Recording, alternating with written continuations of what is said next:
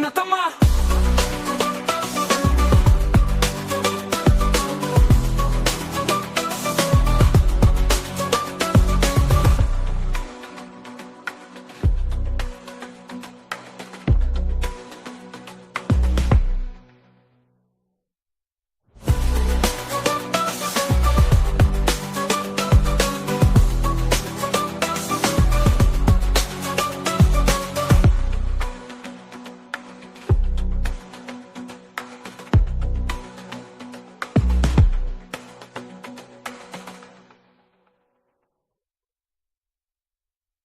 Balitang makatotohanan, balitang mapagkakatiwalaan, balitang may paggagamitan. Skip the scroll and stream at every 36 news stream. Kasama si Justin Dizan, neto makibalita, makialam, matuto at magdesisyon. Tama makidesisyon ang tama Skip the scroll and stream at every 36 news stream. Kasama si Justin Dizan, neto makibalita, makialam, matuto at magdesisyon na tama.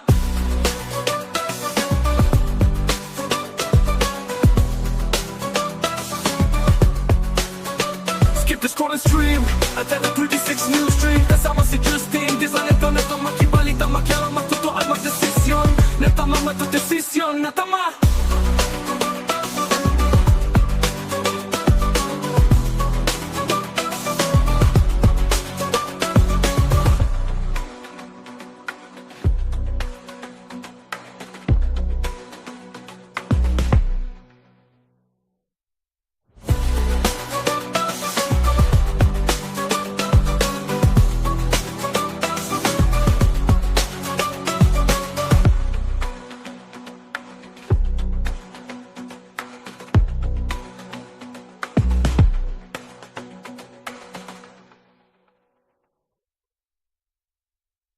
Balitang makatotohanan, balitang mapagkakatiwalaan, balitang may paggagamitan. Skip the scroll and stream at every 36 news stream. Kasama si Justin Dizan, neto makibalita, makialam, matuto at magdesisyon. Tama makidesisyon ang tama Skip the scroll and stream at every 36 news stream. Kasama si Justin Dizan, neto makibalita, makialam, matuto at magdesisyon na tama.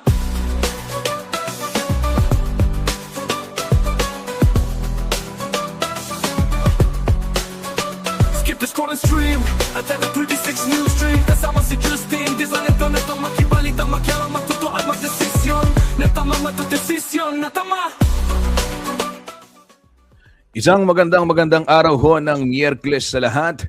Welcome sa inyong paboritong programa tuwing alas 10 ng umaga. Ito po ang CLTV 36 News Stream.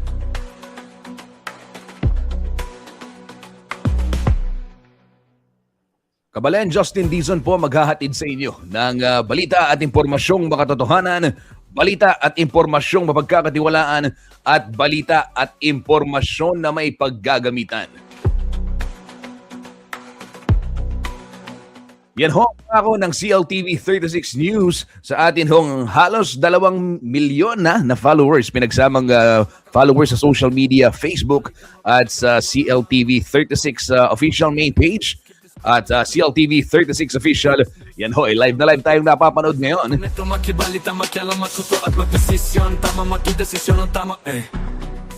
Live na live din itong napapanood sa ating YouTube channel. Kaya naman, kabalen, kung hindi ka pa nakasubscribe sa ating YouTube channel, ayan mag-subscribe na rin ho kayo dahil marami tayong mga offerings na bagong content, yung mga behind the scene, yung mga real-time coverage, yung mga footage na nakukuhanan ho ng ating mga team araw-araw sa iba't ibang lugar dito sa ating lalawigang Pampanga at sa rehiyon gitnang Luzon. Ay, makikita ninyo yan sa ating YouTube channel. Naka-post ho yan yung mga live, yung mga collated video materials para makita kung paano nga ba nabubuo ang isang content, ang isang balita. Ayan. At yung mga uncut version ng mga interviews, pwede ho yung mahanap lahat sa YouTube channel ng CLTV 36.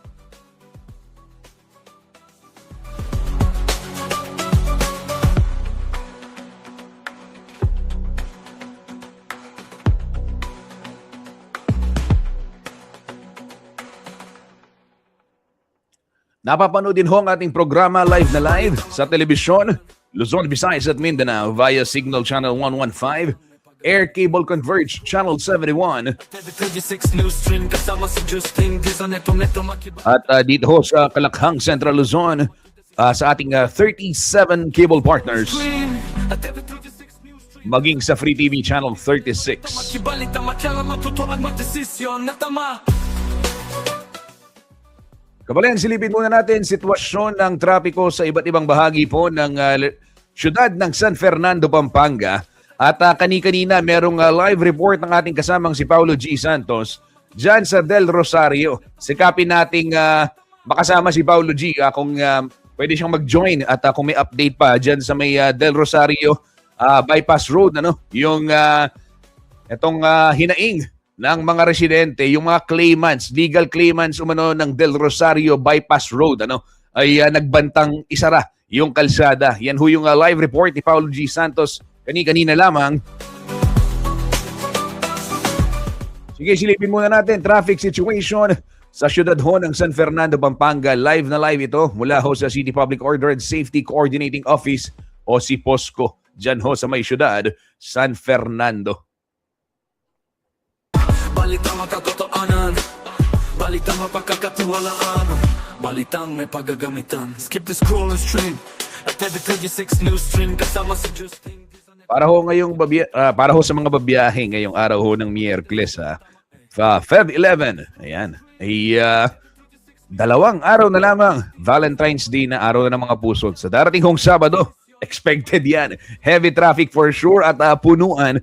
As early as now, magpa-reserve ka na ng pupuntahan, Skip the scroll and stream at TV36 News. O di kaya naman, may alam akong pwedeng puntahan. Maraming pwedeng pasyalan dyan sa likod ng Laos Group Complex, di ba? Pwedeng mag-date dyan.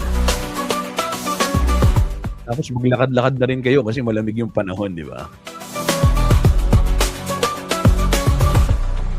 Sige ho mga kabalen, silipin muna natin sitwasyon ng trapiko sa iba't ibang bahagi ng syudad ng San Fernando, Pampanga. Dito muna tayo sa gawing itaas yung boxes 1, 2, 3, and 4. Itong sa box 1 ay ito yung boundary ng Angeles City, yung barangay Santo Domingo at Telabastagan, Ciudad San Fernando.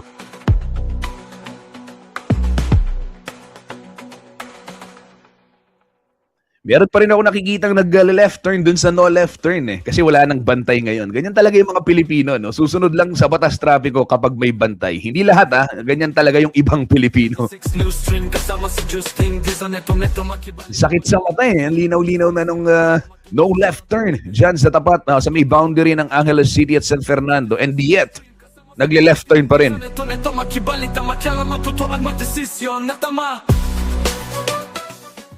Traffic situation ngayon, maluwag ho ang sitwasyon dyan sa may area ng Angeles and Ciudad San Fernando boundary. Dito naman sa may Panings, going to Phil-Am Friendship, light traffic din. Yung senaryo sa oras na ito, light traffic din yung Whole Angel Village. At maging dito sa may, sa may area ng Marlboro. Ayan, pinalinaw natin. Light traffic din sa mga oras na ito.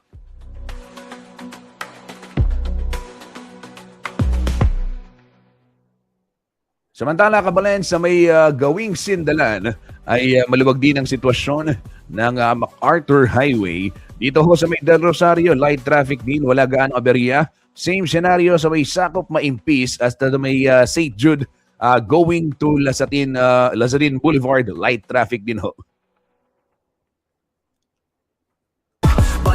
Dito sa ating monitoring, ay maluwag din ang sitwasyon sa may area ng JBL Makabakle sa mga oras na ito. At Barossa light traffic, konting pagbabagal ng sasakyan going to downtown. At pagdating ho dito sa may area ng downtown nga, dyan sa may, yung dating Mirabes, ayan, balo kayo talagang Mirabes, ay may pagbabagal din ng mga sasakyan. Skip the scroll and stream at TV36 News Stream kasama si Justin Dizon neto makibalita makialam matutuan magdesisyon na tama matudesisyon na tama.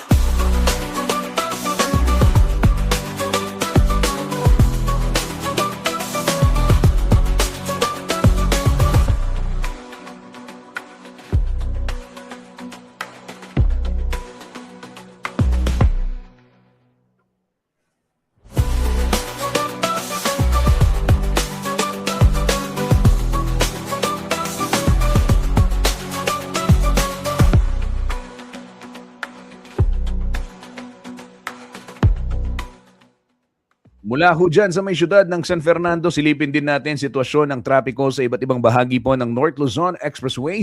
Pero bago yan, babatiin ko muna yung mga maagang nakatutok dito sa ating programa. Lalong-lalo na itong ating masugid na tagasunod, si Angelo Redaha ng Malolos City, Bulacan. Desisyon, tama magdesisyon ang tama Skip the scroll and stream at every 36 news Yan, stream. Angelo, Kasama maraming si salamat Justin, neto, makibalita, kay Angelo Redaha para sa walang sawang pagsuporta dito sa ating programang CLTV 36 Newsstream. Skip the scroll and stream at every 36 news stream. Kasama si Justin, neto, makibalita, makialam, matuto at magdesisyon. Netama, matudesisyon, natama.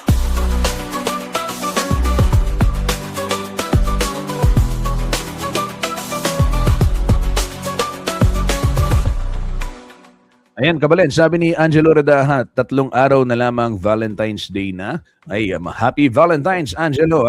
At midweek, Wednesday morning, Kuyang Justin Dizon, ayan, watching from Malolos City, Bulacan. Ayan, maraming salamat, Angelo Redaha, sa araw-araw na panonood ng CLTV 36 Newsstream. Sana balang araw, ma-meet ka namin at magkita rin tayo dahil siyempre, gusto rin namin personal na makapagpasalamat sa iyo sa araw-araw mong panonood dito sa ating mga programa.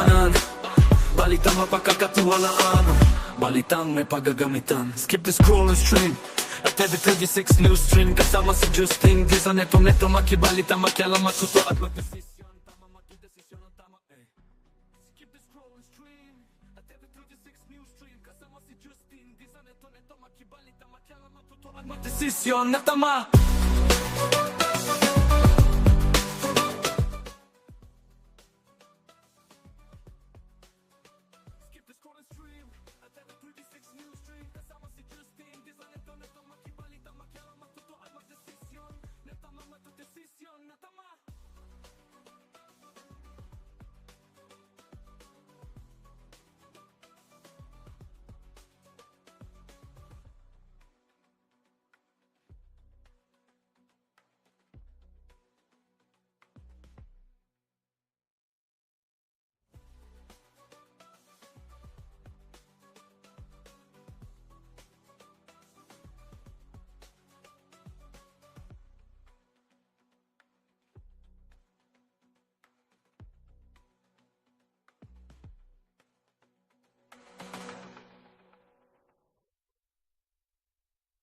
Balitang makatotoanan, balitang mapagkakatiwalaan, balitang may paggagamitan. Skip the scroll and stream at every 36 news stream. Kasama si Justin, neto, makibalita, makialam, matuto at magdesisyon. Tama, magdesisyon ang tama Skip the scroll and stream at every 36 news stream. Kasama si Justin, neto, makibalita, makialam, matuto at magdesisyon na tama.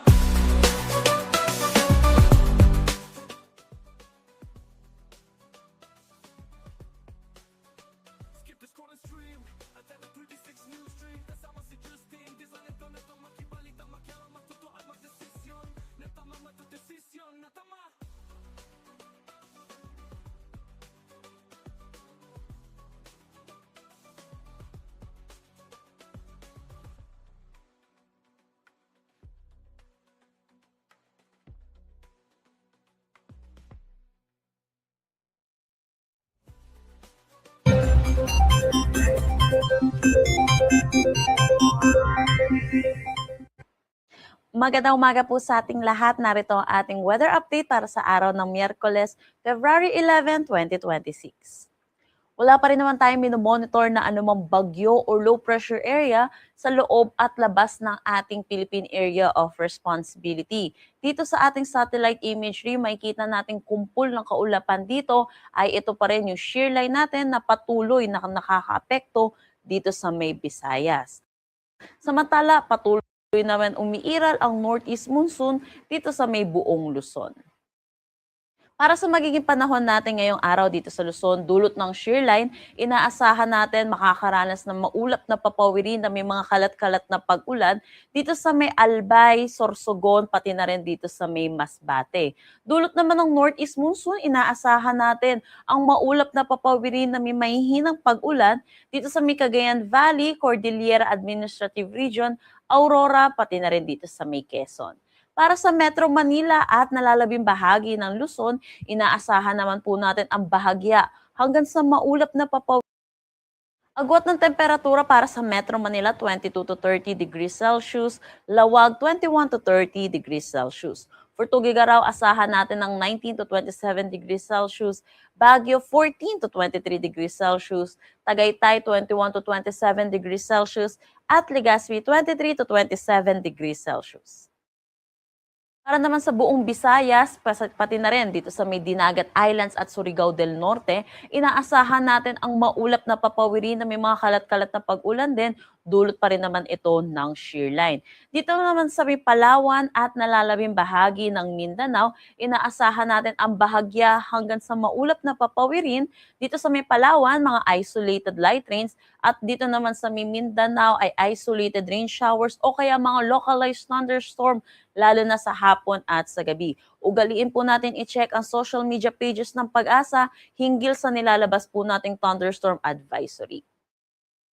Agwat ng temperatura para sa Calayan Islands at Puerto Princesa, 25 to 30 degrees Celsius, Iloilo, 25 to 28 degrees Celsius. Para sa Cebu at Tacloban, 24 to 30 degrees Celsius, Cagayan de Oro, 24 to 31 degrees Celsius, Zamboanga, 25 to 33 degrees Celsius, at Davao, 25 to 34 degrees Celsius. Meron po tayong nilabas na weather advisory hinggil sa ulan na dala netong shearline. Inaasahan pa rin po natin ang 50 to 100 millimeters of rain dito sa may Albay, Sorsogon, Northern Samar at Eastern Samar. Pinapaalalahanan po natin mga kababayan po natin sa mga nasabi po natin lugar dahil ilang araw na rin po tayo nakakaranas ng mga pag-ulan at saturated na rin ang ating mga kalupaan. So makakaranas na rin po tayo ng mataas na tsansa ng mga pagguho ng lupa at mga pagbaha. Wala na tayong nakataas na anumang gale warning sa anumang seaboards ng ating bansa. Ang sunrise mamaya ay 6:22 a.m. at ang sunset mamaya ay 5:59 p.m. Para sa karagdagang impormasyon, bisitahin ang aming mga social media pages at ng aming website pag-asa.dost.gov.ph. At yan po muna ang latest dito sa Pag-asa Weather Forecasting Center. Chanel Dominguez po at magandang umaga. New stream, kasama si Justin. Di sa neto na ito makibalita, magyara, magtutuan, magdesisyon. Natama, matudesisyon, natama.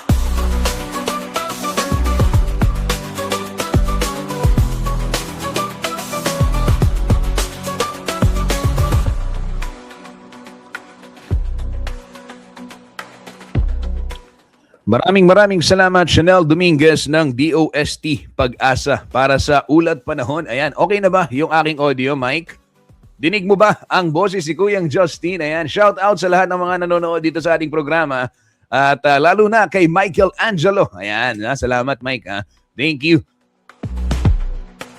Kabalan, alam niyo ho ba yung POGO, baka nakakalimutan nyo na, yung Philippine Offshore Gaming Operations, na noong mga nakaraang taon ay naging mainit na usapin at syempre nakaladkad pa nga. Actually, 2024.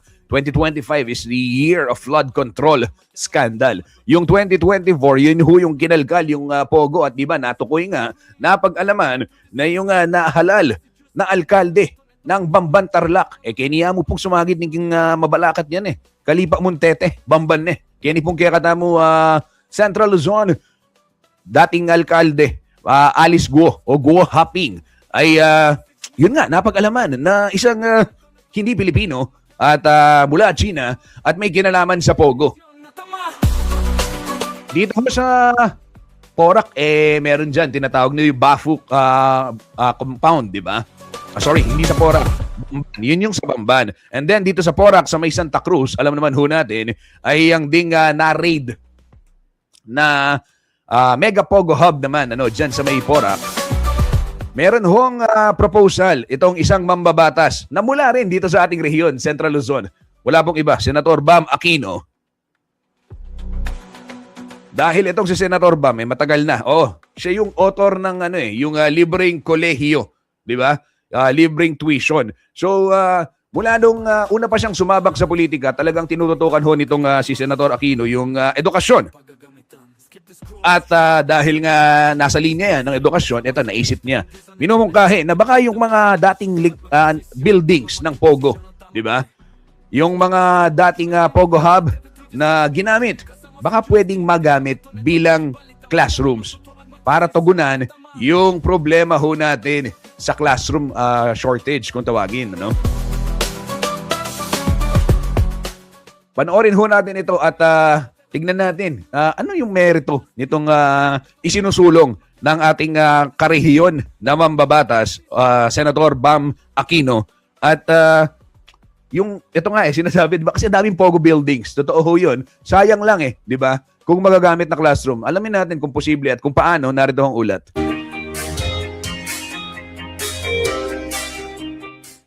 Naglatag ng target si Senator Bam Aquino para sa gobyerno at pribadong sektor na makapagpatayo o makapagsimula ng konstruksyon ng 26,000 silid-aralan ngayong 2026. Layunin ng malawakang proyektong ito na mabawasan ng shifting at siksikan sa mga paaralan na umano'y nagpapahirap sa mga estudyante. Kabilang sa strategy na iminungkahi ni Aquino ang repurposing o muling paggamit ng mga bakanteng gusali para gawing espasyo sa pag-aaral ng mga bata.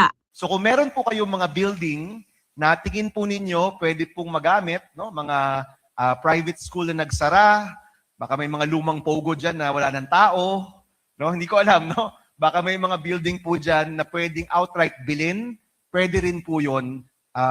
We've included that in the special provision as another modality. Sa pagdinig ng Committee on Basic Education nitong Lunes, tinalakay ng mambabatas ang kakulangan sa mga silid-aralan na nasa 165,000. Ito raw ang dahilan kung bakit ang mga batang Pilipino sa mga sentrong lugar ng Cavite at Metro Manila ay kailangang gumising ng alas 4 ng umaga para sa early shift ng mga klase. Kailangan po nating magsama-sama para magtayo ng mga silid-aralan para sa estudyanteng Pilipino. Nasa kasalukuyan ay nagsishifting, nagsisiksikan sa mga classroom or nagkaklase sa mga pasilyo sa labas ng eskwelahan or nagsishare ng mga covered courts kung saan back-to-back sila. Kaugnay niyan, nagbigay ng direktang utos si Aquino sa Department of Education o DepEd, Department of Public Works and Highways o DPWH at pribadong sektor upang mapabilis ang pagtatayo at pag-convert ng mga pasilidad. Lumabas din sa pagdinig na hamon ang kakulangan sa lupang pagtatayuan kahit may nakalaang pondo sa classroom construction. May nakalaan na 67.9 billion pesos para sa classrooms. Ang goal po natin ay makapagpatayo ng at least 25 classrooms ngayong 2026. At the minimum, we want to see 26,000 classrooms started in 2026. Pinag-aaralan din ang paggamit ng mga ari-ari ang nakumpiska ng gobyerno, kabilang ang ilang Pogo Hub bilang agarang pasilidad sa edukasyon. Hinimok ng senador ang mga ahensya na pabilisin ang mga legal na mekanismong magpapahintulot sa DepEd upang magamit ang mga lupa at gusali at maiwasan ang matagal na construction timeline na karaniwan umanong umaabot ng 3 taon kada silid-aralan. Naniniwala si Aquino na makatutulong ang Public-Private Partnership o PPP upang mapabilis ang implementasyon batay sa naunang programang nakapagpatayo ng higit 9,000 silid-aralan. Mahalaga na makita natin na nagagamit ang pondong ito na nagagawa ang mga classroom sa tamang presyo, sa tamang paraan at sa tamang panahon. Ulitin ko po, sa tamang presyo, sa tamang paraan at sa tamang panahon. Ayon sa DepEd, naaprubahan na noong January 8 ang panibagong batch ng PPP para sa humigit kumulang 16,000 classrooms kasama ang paggamit ng Green Lane para mapabilis ang permits. Inaasahang 6 hanggang 10 taon pa bago tuluyang mapunan ang kakulangan sa silid-aralan, kaya nagbabala si Senator Aquino na ang 2026 ang critical turning point para tugunan ang krisis sa edukasyon. Huwag na ho nating palampasin pa yung mga opportunities na nandito ho tayong lahat. Maganda yung pondo, may mga bagong paraan para sa pribadong sektor. Alamin na po natin kung ano ito, bantayan natin at siguraduhin natin na taon-taon yung pondo para sa edukasyon nandyan, Bryce Oracion, CLTV 36 News.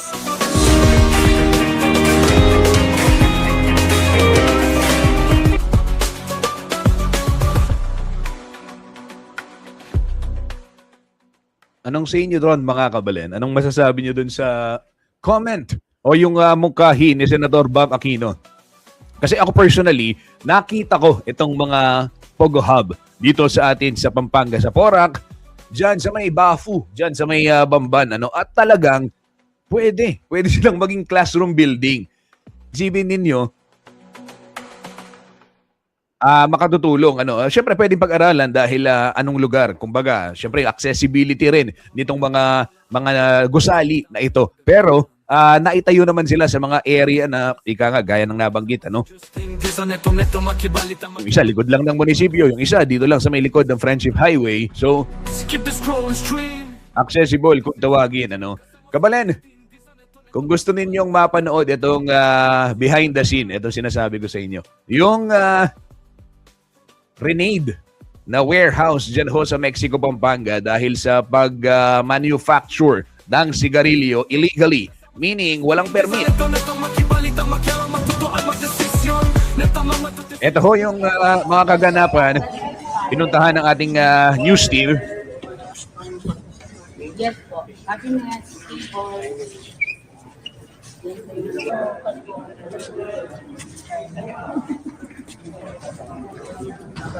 Yes.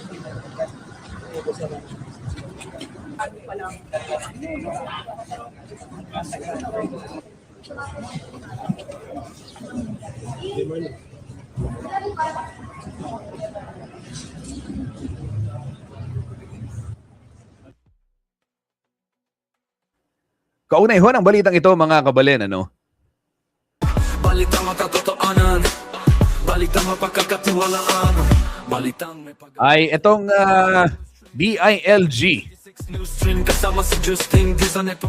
Meron ho silang minomonitor na 2 politiko sa Northern Luzon, Norte, na posibleng sangkot umano sa illegal na pabrika ng mga sigarilyo dito ho sa lalawigan ng Pampanga.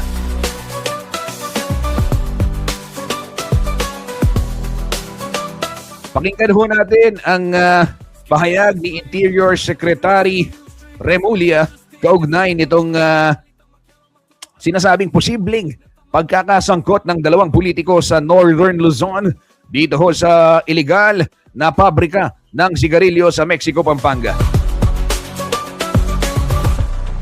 Mula sa Northern Luzon, ang hinihinalang mastermind at financier ng illegal na paggawaan ng sigarilyo na ni-raid sa Barangay Panip 1, Mexico, Pampanga. Ito mismo ang sinabi ni Department of the Interior and Local Government Secretary John Vic Remulla sa press conference ng ahensya nitong Huwebes, February 5. Patuloy pa raw ang investigasyon, kaya hindi muna ibinunyag ang pagkakakilala ng mga sangkot. We suspect the 2 Northern Luzon politicians behind it. We are still investigating. Hindi ko mabibigay pangalan nila. But we suspect that there are politicians behind this. Nagbigay ng permit. Sila ang mastermind, sila ang financier. Sa operasyong isinagawa nitong January 28, nakumpiska ng mga otoridad ang 3 makinang panggawa ng sigarilyo at 2 makinang pang-packaging na kaya aniyang makagawa ng tinatayang 150 million pesos na halaga ng sigarilyo sa loob lamang ng isang araw. Dagdag pa ng opisyal, umaabot sa 30 billion pesos ang nalulugi sa kaban ng bayan dahil sa mga illegal na sigarilyo. Kasama po rin 3 cigarette making machines, 2 cigarette packing machines, ay nga lahat ng paraphernalia at yung brand name na 2 names. Take po ang tax stamp sila at lahat. Nasagip din ng hindi bababa sa 60 Pilipinong manggagawa na pinaniniwala ang biktima ng human trafficking. Ayon kay Remulla, bukod sa hindi makataong kondisyon ng kanilang tinutuluyan, hindi rin naman sila tumatanggap ng tamang sahod. Dapat 15-30 ang bayad sila pero hindi po sila sinunod ng huling pag-trabaho dito. So we consider that involuntary servitude ang ginagawa nila. Parang barong-baro na kahoy lang tsaka yero ang doon. Tinukoy din ng opisyal ang Samyang Global Corporation bilang lesser ng lupang kinatatayuan ng pabrika. Ang kumpanyang ito ay mayroon umanong 5 incorporator, 3 Pinoy at 2 Koreano. Kaugnay niya, ibinahagi ni Criminal Investigation and Detection Group o CIDG Director Major General Robert Alexander Morico II na nasa pila na nila ang isa sa mga Pilipinong incorporator at susunod na rin aniya ang iba pa. Ang incorporator ng kumpanya to ay Sangyong Global Corporation, formerly Sangyong Philips Steel Philippines.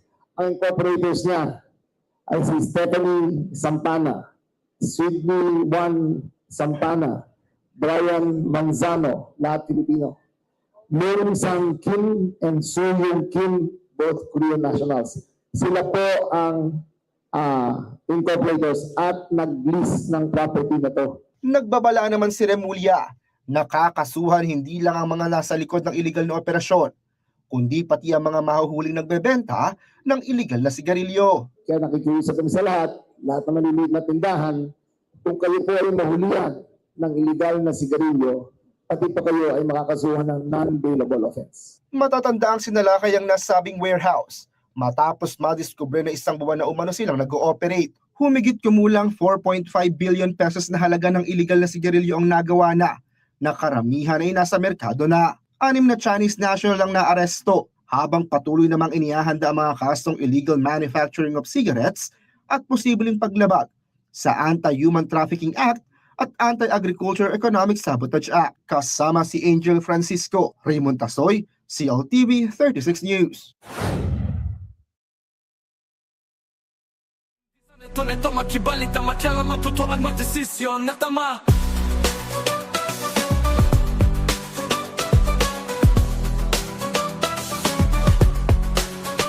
Skip the scroll and stream at the 36 News stream. Kasama si Justin, design neto makibalita makialam matutunan magdesisyon na tama matudesisyon na tama.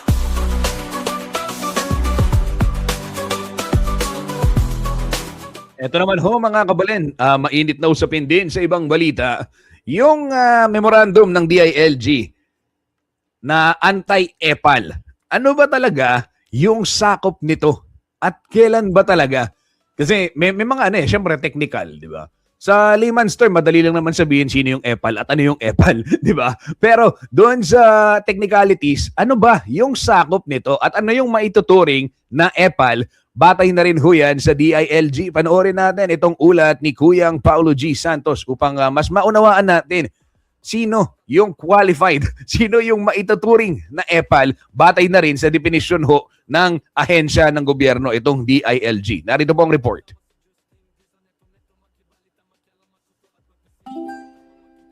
EPAL is everywhere at bihira itong mabigyan ng media mileage. Bakit? Dahil aminin natin, marami ang guilty.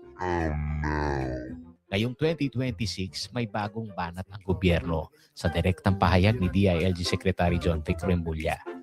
Bawal na ang EPAL. Kung recidivista talaga. Kasi minsan yan, sasabihin mo na, tapos tuloy pa rin sila. Minsan sabihin nila hindi sila. Pero the mere fact, kung makita nila yung mukha nila doon, dapat it's their obligation na tanggalin yan eh. Kasi may anti-EPAL campaign. Dito na nagsisimula ang malaking hamon, lalo na sa mga pabida at pabibong local official. Dito sa Pampanga, mabilis na pinulsuhan ng CLTV 36 News Team hindi lang ang mga mamayan ng Central Luzon, kundi pati na ang mga local officials na hindi rin maipagkakaila. May mga programang may pangalan at mukha nila. Malaking pondo sa LGU support, walang EPAL at palalakasin daw ito naman hong portal sa mga na magsusumbong na pa-EPAL si Kapitan, pa-EPAL si Mayor, pa-EPAL si Governor. Gaano ka posible ho yun, Your Honor? At meron ho ba kayong counterpart na ordinansa dito sa SB ng Magalang? Dito ho sa usapin ng EPAL? Maraming salamat po sa tanong. Malugod po namin pinapaalam sa inyo. On my part ho, meron na tayong 2 hakbang na nagawa. Hindi po ako nagkakamali. As early as July, nakapag-file po tayo ng proposed ordinance na kung saan po magkakaroon tayo ng anti-EPAL ordinance sa bayan ng Magalang. As early as July po nung pagkapasok natin. Pangalawa po, itong nakaraang approval po ng budget during the period of amendments, nag-propose po tayo ng amendment under the general provisions na ang mga gastusin na magmumula sa munisipyo, sa pera ng munisipyo ay hindi pwedeng umepal ang mga politiko. So, essentially, binabawal namin sarili naming makisaw-saw sa implementation ng mga projects. Yun po yung magiging epekto nun. Gayon din naman po, may epekto rin yun as far as dun sa barangay sinasabi nyo, kasi meron pong mga pondo na ibinababa po sa barangay ng munisipyo. So, ganun din po yung hopefully magiging ripple effect na. Real talk muna tayo. Gaano ka posible ang imposible sa paningin ko nitong mga kritiko dito sa usapin ng anti-EPAL dahil may supervisory power sila eh. 'Di ba? Sino ba yung committee ng health chair ng ng bayan? Ang mayor, 'di ba? At ng barangay, pagka-implementation, ibig sabihin, paano nila iiwasan 'yun na gusto namin silipin yung rollout? Kayo, in your point of view. Medyo tricky po siya. Sa totoo lang, medyo tricky siya. Siguro po, ang masasabi ko lang dyan sana po kaming mga nanilibin sa gobyerno sa puso po namin yung ganitong aligtain na kumbaga para sa akin naman good performance is always good politics. So kung maganda naman ang ilatag na programa, may epekto naman po yun siguro sa So dapat may disclaimer na itong perang ito galing sa gobyerno at tax based na binayad ng dapat ganon, hindi galing kay mayor, hindi galing kay kapitan, ganon. Lahat po ng buwis na ginagastos ng pamahalaan galing sa taxpayers. So salamat sa taxpayers. Sa mga usapin na ngayon ang full enforcement, ang galing ng mukha ng mga politiko sa mga government infrastructure. Ikaw, ano sa tingin mo? Dapat lang natanggalin yung mukha ng mga politiko, pare. Dapat lang tanggalin mga corruption yun. Dapat talaga tanggalin kasi public funds yung ginamit nila. Dapat hindi makita kung sino yung para kasing ginagawa nilang puhunan na parang yung name ko, ako nagpagawa nito, pero hindi naman talaga sa kanila yung pera. Taong bayan talaga. Ng gobyerno ngayon, sabi ng DILG, patanggalin na daw yung mga pangalan at mukha ng politiko sa mga government project. Mupaya ka rin. Ika. Good job, sir. Oh. Good job kasi ang tayo ng mga ring malilyaring yan, halos kumbaga wala ang pabogi po yung nakareta-reta, sir. Pero dito nagiging komplikado ang usapin kung ang isang opisyal ay nakikitang kumikilos mismo sa ground. Halimbawa na lamang isang konsehal na personal na sumasabak sa declogging ng kanal sa MacArthur Highway. May nagsabing bakit hindi na lang siya mag-utos. Pero may nagsabi rin bilang isang fire volunteer, matagal na niyang ginagawa ito kahit walang kamera, kahit walang eleksyon.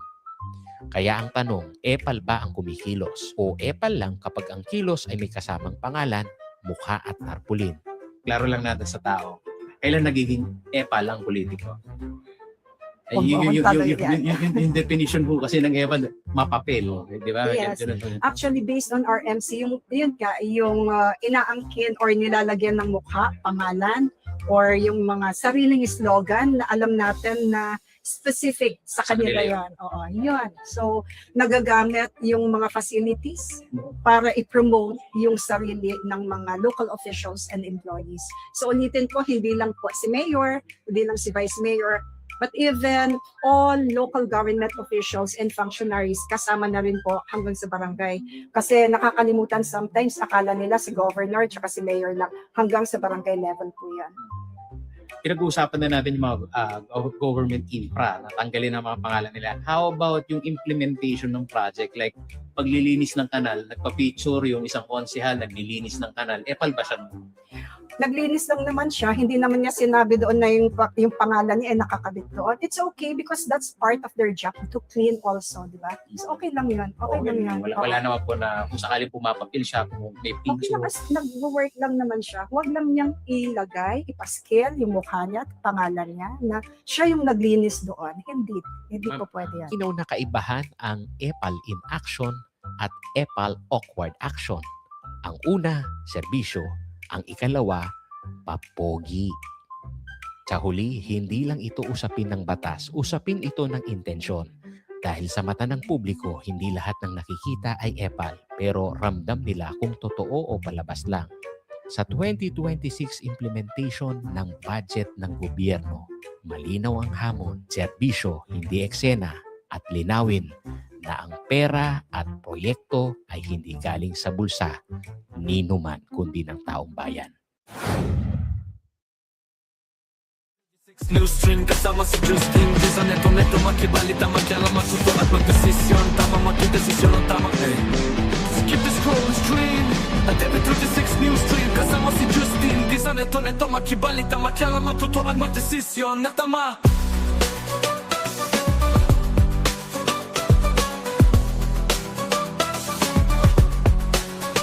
Skip the scroll stream At every 36 new stream kasama si Justin Di sa neto makibalita Magyala matuto at magdesisyon na tama magdesisyon na tama.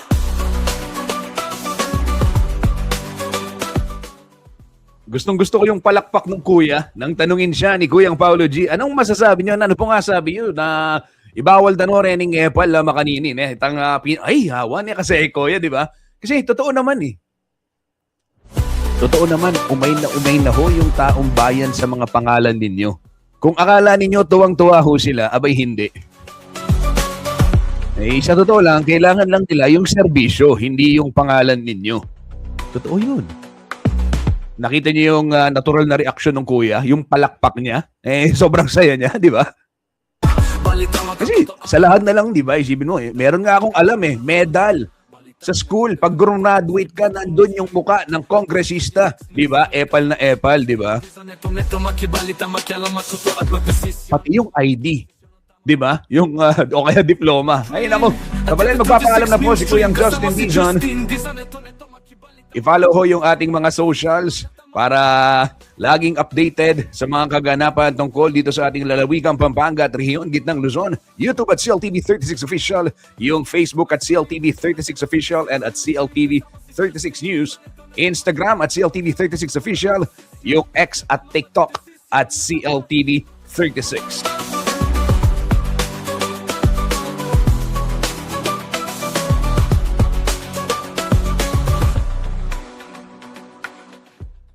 Maraming salamat sa lahat ng mga nakisaya dito at nakisama sa kwentuhan, si Cesar Montana at si Angelo Redaha, itong mga nag-comment. Maraming salamat at nag-like at nag-share si Angelo. Muli, kita-kita tayo bukas, araw ho ng Biyernes, para sa mga balitang Ay, excited. Hindi pa pala Biyernes bukas, Huwebes pa lang. Bukas pa lang yung 12 and then 13 is on Friday the 13th, di ba? O, tapos, Feb 14, araw ho ng Sabado. O di, tsaka na, sa 15 na tayo magkita. Hindi, biro lang. Magkita ho tayo bukas, araw ho ng Huwebes, February 12, para ho pag-usapan yung iba pang mga balita at yung mga trending topic dito ho sa ating bayan. Muli po, Justin Dizon. Ingat ka malen at God bless everyone. Makibalita, makialam, matuto at magdesisyon na tama.